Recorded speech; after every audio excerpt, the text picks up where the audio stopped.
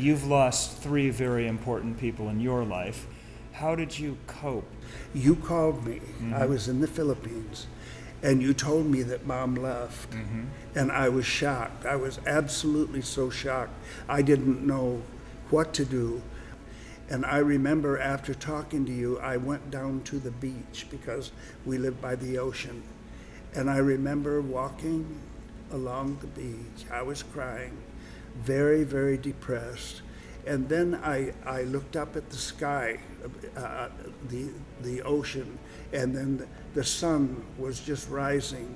And when I looked up there, I could feel it. I didn't see it with my eye, but in my mind's eye, I saw this little picture of a little boy holding a broken heart.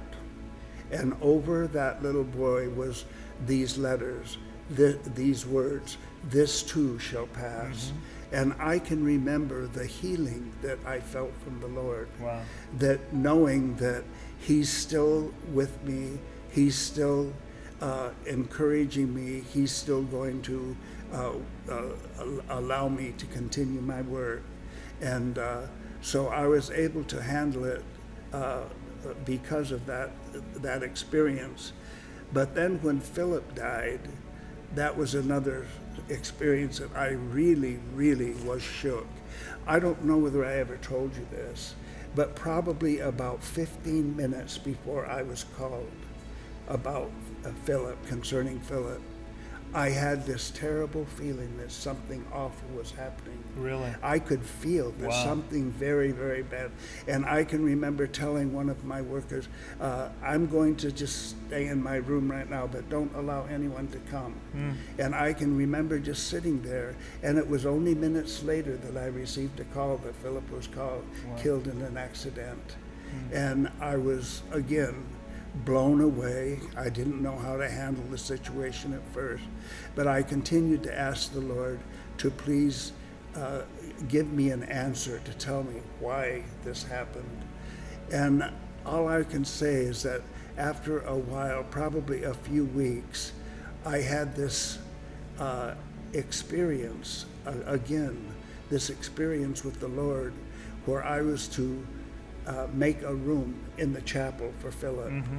And so I went back, I painted Philip's room, and I can tell you that, it's difficult, or it may be strange to some people to hear Romans 8:28 when it concerns something like the death of a loved one. But it says in Romans 8:28, and we know that all things work together for good to them that love God and to them that are the called according to His purpose. And I believe that the Lord allowed that to happen. It was a big sacrifice on our family's side, but I believe that because there's been so many people whose lives have been so touched by Philip's death, that I truly believe that He has reached more people in His death than He ever would have in His life. After the death of Timmy, I had, it was a completely different experience. Right. I completely lost it. And I was in the hospital for about 3 weeks in the Philippines.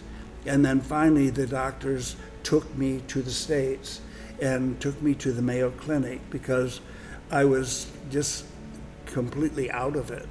And it took almost a year before I was able to accept and experience and to understand that Timmy too, in his death, would also be able to reach many people with encouragement and love, because at this time we're building Timmy's tower, and I'm going to make a beautiful room for him that I can dedicate to Timmy and use that room to reach many people as well. That's wonderful.